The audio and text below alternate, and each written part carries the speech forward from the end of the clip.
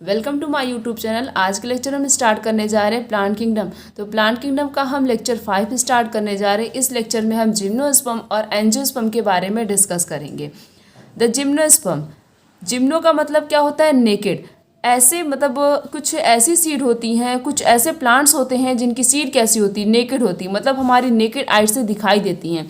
उनके पास कोई भी ओव्यूल की कवरिंग नहीं पाई जाती या फिर कोई भी ओवरी वॉल नहीं पाया जाता है, जिसकी वजह से उनका जो सीड होता है वो प्रॉपर तरीके से हम देख सकते हैं। उसे बोला जाता है, वो किसके अंदर आता है? जिम्नोस्पर्म के अंदर आता है। Both before and after fertilize, मतलब चाहे फर्टिलाइजेशन की पहले की बात हो चाहे फर्टिलाइजेशन की बाद की बात हो, इनकी सीड कैसी होती है? एपियर, मतलब दिखाई देती है। The seed that develop post fertilization are not covered, that is are naked. मतलब इनकी सीड जो होती है पोस्ट फर्टिलाइजेशन का मतलब होता है क्या? जैसे होता है एक प्री फर्टिलाइजेशन, एक होता है पोस्ट फर्टिलाइजेशन, मतलब फर्टिलाइजेशन के बाद। तो फर्टिलाइजेशन के बाद भी कोई कवरिंग नहीं पाई जाती और इनकी सीड कैसी होती है? नेकेड सीड होती है। Gymnosperm include the medium size tree और the tall tree and the shrubs. जो जिम्नोस्पर्म होते हैं उनमें मीडियम साइज की ट्री पाई जाती है, टॉल ट्री होते हैं और सब्स, मतलब हर एक प्रकार के पेड़ प्रेजेंट होते हैं जिम्नोस्पर्म में। वन ऑफ द जिम्नोस्पर्म, अब इनमें एक आता है जिम्नोस्पर्म जो सबसे बड़ा होता है, redwood tree, that is sequoia, सबसे टॉलेस्ट ट्री होता है स्पीसीज में। मतलब अगर सबसे बड़े पेड़ की बात करें तो कौन सा होता है? सिकोया होता है। और जो जिम्नोस्पर्म होते हैं उनकी रूट कैसी होती है? Tap root. अब ये टैप रूट क्या होता है? Morphology of the flowering plant में है कि टैप रूट सिंपल रूट, जैसे बहुत सारे अगर हम प्लांट्स लें उनकी जो रूट होते हैं वो कैसे होते हैं? बहुत ही सिंपल होते हैं, मतलब जैसे नॉर्मली इनकी ग्रोथ होती है। Root in some genera have the fungal association, कुछ तो स्पीसीज ऐसी होती हैं जिनके रूट का जो है अदर स्पीसीज के साथ क्या होता है? फंगल एसोसिएशन होता है। जैसे कि फॉर्म माइकोराइजा का एसोसिएशन किसके साथ होता है? पाइनस के साथ होता है। साइकस का एसोसिएशन किसके साथ? साइकस की जो रूट होती है उसमें स्मॉल स्पेशलाइज्ड रूट प्रेजेंट होता है जिसे कोरॉइड रूट बोला जाता है। और ये रूट क्या करता है? नाइट्रोजन फिक्सेशन में हेल्प करता है। मतलब जो माइकोराइजा है ये पाइनस के साथ एसोसिएशन बनाता है। साइकस की रूट कैसी होती है? कोराइड रूट होती है जो फिक्सेशन में हेल्प करती है। N2 फिक्सेशन में कौन हेल्प करता है? साइनोबैक्टीरिया हेल्प करता है, जिसे हम कॉमनली ब्लू ग्रीन एल्गी भी बोल सकते हैं। और इनकी स्टेम कैसी होती है? देखो साइकस की स्टेम जो होती है वो अनब्रांच होती है, मतलब मल्टीपल ब्रांचेस नहीं प्रेजेंट होते हैं। और जो पाइनस और सिड्रस की स्टेम होती है वो कैसी होती है? ब्रांच होती है। यही तो कुछ लाइनें हैं जिससे नीट के पेपर में बहुत ज़्यादा क्वेश्चन पूछा जाता है, बेसिक क्वेश्चन पूछा जाता है। बेसिक क्वेश्चन का सा मतलब जैसे किस प्रकार का रूट होता है? तो टैप रूट प्रेजेंट होता है। फंगल एसोसिएशन, माइकोराइजा का फंगल एसोसिएशन कौन सी रूट के साथ होता है? पाइनस के साथ होता है। साइकस का किसके साथ होता है? साइकस के पास कौन सी रूट पाई जाती है? कोरॉइड रूट पाई जाती है। N2 फिक्सेशन में कौन हेल्प करता है? साइनोबैक्टीरिया। साइकस की स्टेम कैसी होती है? अनब्रांच होती है। पाइनस और सिड्रस की स्टेम कैसी होती है? ब्रांच होती है। इस तरीके के बेसिक क्वेश्चन जो है नीट के पेपर में पूछे जाते हैं। अब इनके लीफ का जो एसोसिएशन है वो कैसा होता है? इनकी लीफ जो होती है वो सिंपल होगी या फिर कंपाउंड होगी। साइकस की लीफ पिन्नेट लीफ की भी होती है। पिन्नेट लीफ का मतलब होता है थोड़ी शार्पनेस होती है और इनके पास पिन्नेट लीफ पाई जाती है। और जो जिम्नोस्पर्म होते हैं वो वेल अडैप्टेड, मतलब किसी भी एक्सट्रीम हैबिटेट में वो सर्वाइव कर सकते हैं। टेम्परेचर, ह्यूमिडिटी, विंड, इन सबको टॉलरेंस कर सकते हैं। क्यों कर सकते हैं? क्योंकि इनकी जो लीफ होती है वो निडल लाइक लीफ होती है, मतलब शार्प लीफ थोड़ी सी होती है, जिसकी वजह से ये सरफेस एरिया को कम कर देते हैं और किसी भी ह्यूमिडिटी, किसी भी कंडीशन में वो सर्वाइव कर सकते हैं। इनके पास थिक क्यूटिकल और सेकंड स्टोमाटा पाया जाता है जो रिड्यूस करता है वाटर लॉसेस, मतलब जो है पानी को ज़्यादा लॉस नहीं होने देता है। क्योंकि जिम्नोस्पर्म एक ऐसी जगह पे पाए जाते हैं जहाँ पे वाटर बहुत कम उनको मिल पाता है। तो अगर इनकी लीफ ऐसी प्रेजेंट होगी, ऐसी पाई जाएगी जो बहुत ज़्यादा पानी लॉस कर देगी, तो सारा वाटर क्या होगा? इनका लॉस हो जाता है। तो नीट के पेपर में ऐसे पूछा जाता है, मतलब निडल लाइक लीफ किसके पास होता है या फिर कोनिफर लीफ किसके पास होता है? तो जिम्नोस्पर्म के पास होता है। क्यों ऐसी लीफ पाई जाती है? To reduce the water loss, ताकि पानी बहुत कम लॉस हो सके। और इनका स्टोमाटा कैसा होता है? इनका स्टोमाटा जो होता है वो थिक क्यूटिकल होता है और सकेन होता है, मतलब थोड़ा सा मोटा होता है और थोड़ा सा फूला फूला होता है, जिसकी वजह से ये वाटर बहुत कम लॉस करता है और ये वाटर को बहुत अच्छे से प्रिजर्व करके रख सकते हैं। The gymnosperm are heterosporous. Gymnosperm heterosporous होते हैं। हेट्रोस्पोरस का मतलब होते हैं कभी कभी ये जो है बहुत छोटे मतलब डिप्लॉयड माइक्रोस्पोर, छोटे छोटे हैप्लॉयड माइक्रोस्पोर, छोटे छोटे माइक्रोस्पोर्स प्रोड्यूस करते हैं। तो कभी कभी ये बड़े बड़े माइक्रोस्कोप जैसे माइक्रोस्पोर जो है कभी कभी छोटे ऐसे प्रोड्यूस होते हैं, तो कभी कभी बहुत बड़ी बड़ी साइज के प्रोड्यूस होते हैं। तो ये दो मतलब ये कैसे होते हैं, जिम्नोस्पर्म हेट्रोस्पोरस होते हैं, मतलब अलग अलग टाइप ऑफ स्पोर्स प्रोड्यूस करते हैं, some small and some is large. The two kind of spore are produce within sporangia. और ये दोनों प्रकार के स्पोर कहाँ से प्रोड्यूस होते हैं, स्पॉन्जिया से प्रोड्यूस होते हैं। और इनके पास स्पोरोफिल्स प्रेजेंट होता है, और जिससे स्पोर प्रोड्यूस होता है उसे क्या बोलते हैं, कोन्स बोलते हैं। जैसे पाइनस का प्लांट देखा होगा, वहाँ पे क्या होते हैं, जैसे इनकी बॉडी कैसी होती है, जैसे कोन लाइक स्ट्रक्चर होती है, इसी कोन से क्या होता है, स्पोर प्रोड्यूस होते हैं, या फिर इसे हम स्ट्रोबिलाई बोल सकते हैं। स्ट्रोबिलाई वियरिंग अ माइक्रोस्पोरोफिल्स, मतलब मेल और फीमेल दोनों इनके पास होता है, तो माइक्रोस्पोरोफिल्स और माइक्रोस्पॉन्जिया फिर हम इसे बोल सकते हैं, जिससे जो है जिसे मेल गैमेटोफाइट। अगर कहीं भी माइक्रोस्पोरो की बात की जा रही है, माइक्रोस्पोरोफिल्स की या फिर माइक्रोस्पॉन्जिया की बात की जा रही, तो मतलब वहाँ पे मेल रिप्रोडक्टिव मतलब मेल गैमेट्स की बात की जा रही है। द माइक्रोस्पोर आगे जाके मेल गैमेटोफाइट में डेवलप होता है, और इसी मेल गैमेटोफाइट से पॉलन ग्रेन प्रोड्यूस होता है, और यही पॉलन ग्रेन जो है फिर फर्टिलाइज और फिर नई स्पीसीज का फॉर्मेशन होता है। The development of pollen grain take place within the microsporangia, और पॉलन ग्रेन का डेवलपमेंट माइक्रोस्पॉन्जिया में होता है। The cones bearing megasporophylls की बात की जा रही, तो मतलब वहाँ पे जिस ओव्यूल के पास होगा, मतलब यहाँ पे फीमेल गैमेट की बात, माइक्रो है तो मेल, मेगा है मतलब मेगा है तो क्या बोलेंगे, उसे हम फीमेल बोलेंगे। मेगा स्पॉन्जिया कहाँ से प्रोड्यूस होता है, मैक्रोस्पॉन्जिया मतलब फीमेल स्ट्रोबिलाई से प्रोड्यूस होता है। अब जो पाइनस होता है, जो पाइनस का प्लांट है उसके पास मेल और फीमेल दोनों एक ही बॉडी में होता है।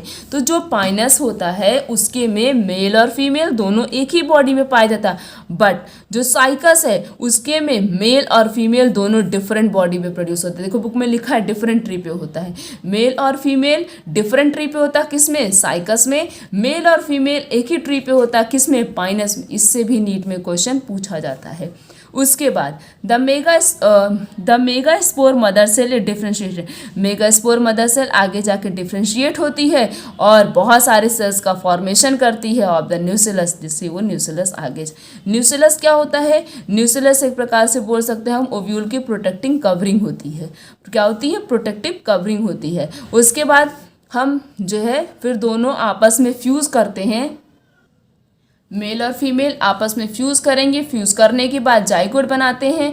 उसके बाद ये आगे जाके डेवलप होता है, फर्टिलाइजेशन होने के बाद क्या होता है, जो ओव्यूल होता है वो आगे जाके सीड में कन्वर्ट हो जाता है, और जो ओवरी होती है वो आगे जाके फ्रूट्स में कन्वर्ट हो जाती है, ये भी पूछा जाता है। तो जो ब्रायोफाइट्स होते हैं और टेरिडोफाइट्स होते हैं, in gymnosperm the male and female gametophyte are not have to independent free, मतलब ये दोनों फ्री लिविंग होते हैं, बट जिम्नोस्पर्म जो होता है वो फ्री लिविंग नहीं होता है। उसके बाद यहाँ यही चीज़ लिखा गया पूरे ये पैराग्राफ में, यही लिखा कि जाइगोट डेवलप होता है, फिर आगे जाके एम्ब्रियो बनता है, ओव्यूल जो आगे जाके सीड में कन्वर्ट होता है, और सीड के पास कोई भी प्रोटेक्टिंग कवरिंग नहीं पाई जाती है। तो जो जिम्नोस्पर्म होते हैं उनका जो सीड होता है वो हम नेकेड आई से देख सकते हैं। तो जैसे हमारे स्कूल में कोई भी पेपर होगा उसमें जो है उस पेपर में जिम्नोस्पर्म और एंजियोस्पर्म के बीच में डिफरेंस पूछा जा सकता है, और नीट के पेपर में जो हमने बेसिक चीज़ें बताई हैं ये सारी इस सब चीज़ों पे क्या होता है, क्वेश्चन पूछा जा सकता है। खासकर इनके फीचर्स पूछे जाएंगे, जैसे जिम्नोस्पर्म का क्या फीचर होता है, किस फीचर में ये सर्वाइव करते हैं, या फिर मेल गैमेटोफाइट क्या होता है, फीमेल क्या होता है, फर्टिलाइजेशन होने के बाद किसका फॉर्मेशन होता है, क्या ये फ्री लिविंग होते हैं या फिर फ्री लिविंग नहीं होते, या फिर दूसरे स्पीसीज से सर्वाइव करते तो कैसे होते हैं। तो जिम्नोस्पर्म फ्री लिविंग नहीं होते। अब हम बात करते हैं एंजियोस्पर्म की। जैसा फीचर हमने पढ़ा था जिम्नोस्पर्म में, उसका जस्ट अपोजिट होता है एंजियोस्पर्म में। तो एंजियोस्पर्म के जो ओव्यूल्स होते हैं वो नेकेड नहीं होते हैं, और इनमें फ्लावर्स का फॉर्मेशन होता है, जिम्नोस्पर्म में फ्लावर का फॉर्मेशन नहीं होता है। तो यहाँ पे इसीलिए लिखा गया है कि ओव्यूल डेवलप होते हैं, एक स्पेशल स्ट्रक्चर का फॉर्मेशन करते हैं जिसे फ्लावर बोलते हैं, और ऐसा कोई स्पेशल स्ट्रक्चर हमें जिम्नोस्पर्म में देखने को नहीं मिलता है। उसके बाद और इनका जो सीड होता है वो प्रॉपरली जो है फ्रूट के अंदर प्रेजेंट होता है, मतलब हमें दिखाई नहीं देता जब तक हम उसको काटेंगे नहीं। और जो जिम्नोस्पर्म होता है वो तो हमारी नेकेड आई से ईजिली दिखाई देता है। और जो जिम्नोस्पर्म में अलग अलग वैरायटी ऑफ प्लांट्स आते हैं, तो अलग अलग जो वैराइटीज ऑफ प्लांट होते हैं वो क्या होते हैं, अलग अलग हैबिटेट में, रेंज ऑफ द हैबिटेट में सर्वाइव करते हैं। और जो इनकी ट्रीज की साइज होती है वो कुछ लार्ज होते हैं, तो कुछ छोटे होते हैं, कुछ बड़े होते हैं। ऐसे रेंज साइज बात करें तो मूल्फिया जो होता है स्मॉलेस्ट होता है, सबसे छोटा पेड़ होता है। और यूकेलिप्टस जो है वो सबसे बड़ा होता है, कम से कम 100 मीटर का होता है।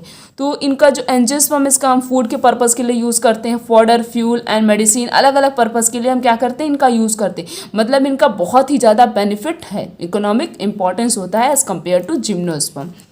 और इनके दो क्लासेस होते हैं, क्लास 10th में सबने पढ़ा होगा। क्या क्या होता है, डाइकोटिलिडन्स एंड मोनोकोटिलिडन्स। तो कितना इजी, डाई का मतलब दो, कोटिलिडन्स जिसको हम खाते हैं, मोनो का मतलब सिंगल, कोटिलिडन्स जिसे हम खाते हैं। तो डाइकोटिलिडन्स क्या हो गए, ऐसी स्पीसीज जिनके दो कोटिलिडन्स हो। जैसे हम चना ले लें, चना ऐसा होता है कुछ शेप का ऐसे, तो इसके दो पार्ट इजीली डिवाइड हो सकते हैं। ये सिंपली इजी, ये नहीं चावल ले लो उसको हम जबरदस्ती डिवाइड करने की कोशिश करें। तो जो इजीली डिवाइड हो सके उनके दो कोटिलिडन्स, एक ये, उन्हें कहते हैं हम डाइकोटिलिडन्स। मोनो का मतलब जैसे वीट हो गया, राइस हो गया, ये सब किसके अंदर आता, मोनो, ये इजीली डिवाइड नहीं होता। तो जिम्नोस्पर्म कुछ ऐसी स्पीसीज होती हैं जिनके पार्ट को मतलब जो दो पार्ट में हम इजीली डिवाइड कर सकते हैं, तो कुछ ऐसी होती है जिनको हम दो पार्ट में इजीली डिवाइड नहीं कर सकते हैं। वही चीज़ हो गया। उसके बाद है वेनिएशन, अरेंजमेंट कैसा होता है, टेट्रामेरस, पेंटामेरस, कुछ के पास जो है कुछ की पत्तियां कैसी होती हैं, मतलब वो जो फ्लावर होते हैं कुछ के पास 5 होते, तो किसी में 3 होते, किसी में 6 होते, किसी में 7 होते, किसी में 7 से ज़्यादा होते। तो अलग अलग स्पीसीज़ के फ्लावर जो होते हैं, फ्लोरल एक्सिस जो होती हैं, उनका अरेंजमेंट क्या होता है, अलग अलग तरीके से होता है। तो ये चीज़ इसमें दिया। और जो स्टेमन होता है ये क्या होता है, स्टेमन फिलामेंट से अटैच होता है, उसके टॉप पे एंथर पाया जाता है, एंथर से क्या होता है, पॉलन सिक्रीट होता है।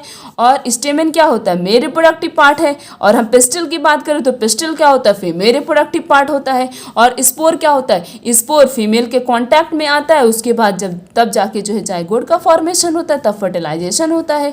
तो यहाँ पे लिखा female sex organ in the flower is pistol, pistol होता है। और उसके सोलो पार्ट में नीचे फूला फूला जो पार्ट होता है उसे हम ओवरी बोलते हैं। और क्या होता है, और क्या क्या पाया, तो ओवरी, ओव्यूल, ये सब सारी चीज़ इसके पास पाई जाती हैं।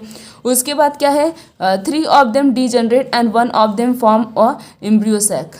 एम्ब्रियोसैक के पास 3 सेल्ड होती हैं जिन्हें हम एग एपरेटस के पास क्या क्या पाता है, एक एग होता है, मतलब एक सेल पाया जाता है, 2 सिनर्जिट होता है, 3 एंटीपोडल होता है, 2 पोलर न्यूक्लियाई। ये बहुत ज़्यादा इंपॉर्टेंट है, कई बार नीट के पेपर में पूछा जा चुका है कि एग एपरेटस किससे किससे बना हुआ है। इससे हम बोलेंगे हमारी बॉडी कौन कौन से पार्ट, हमारी बॉडी में क्या क्या चीज़ पाई जाती है, कौन कौन सी चीज़ों से हमारी बॉडी बनी हुई है, तो हम डिफरेंट मॉलिक्यूल्स के नाम बताएंगे। ऐसे ही एग एपरेटस के पास कौन कौन सी चीज़ें पाई जाती है, या फिर एग एपरेटस बना किससे हुआ है, तो ये क्या किससे बना हुआ है, एक इसके पास एक सेल होता है, 2 सिनर्जिट होता है, 3 एंटीपोडल होता है और 2 पोलर न्यूक्लियाई पाई जाती हैं।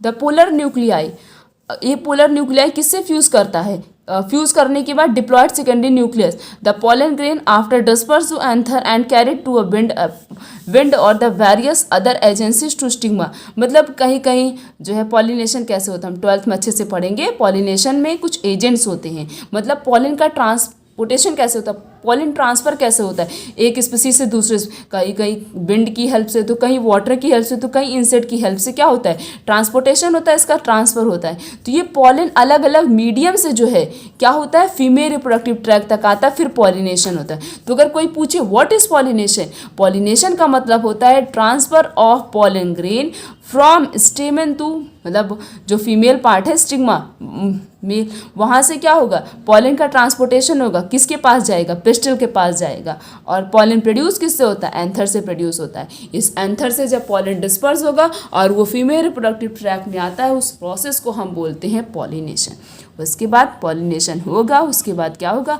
आगे जाके फर्टिलाइजेशन होगा। The pollen tube enter the embryo sac where the 2 male gamete discharge. अब जब पॉलन ट्यूब से पॉलन एंटर करेगा तो वहाँ पे 2 मेल गैमेट, जैसे पॉलन एंटर करता है तो 2 मेल गैमेट जो है प्रोड्यूस होते हैं, उसमें से एक मेल गैमेट फ्यूज करता है एक सेल से, जिस प्रोसेस को हम कहते हैं सिनगैमी, जाइगोट का फॉर्मेशन करता है। क्या हुआ, 2 मेल गैमेट प्रोड्यूस और फर्टिलाइजेशन होने के बाद उसमें से एक मेल गैमेट फ्यूज करता है एक सेल से, उस प्रोसेस को बोलते हैं सिनगैमी, तो फ्यूजन होने के बाद जाइगोट का फॉर्मेशन होता है। तो दूसरा मेल गैमेट है वो किससे फ्यूज करता है, वो डिप्लॉयड सेकेंडरी न्यूक्लियस से फ्यूज करता है और क्या करता है, ट्रिप्लॉयड प्राइमरी एंडोस्पर्म न्यूक्लियस का फॉर्मेशन करता है, जिसे शॉर्ट फॉर्म में हम पेन बोल सकते हैं। इसी प्रोसेस को बोला जाता है डबल फर्टिलाइजेशन।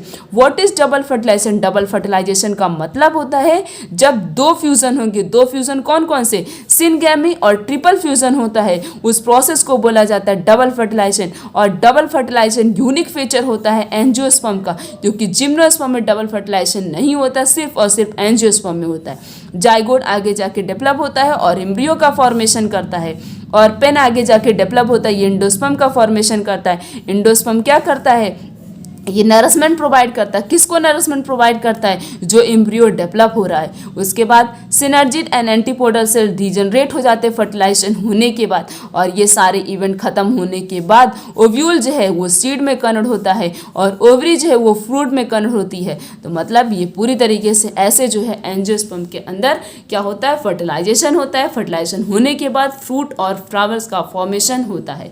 तो हमने इस लेक्चर में एंजियोस्पर्म जिम्नोस्पर्म के बारे में डिस्कस किया। आने वाले लेक्चर में हम नेक्स्ट चैप्टर स्टार्ट करेंगे। तो आज का लेक्चर यहीं तक। Thank you.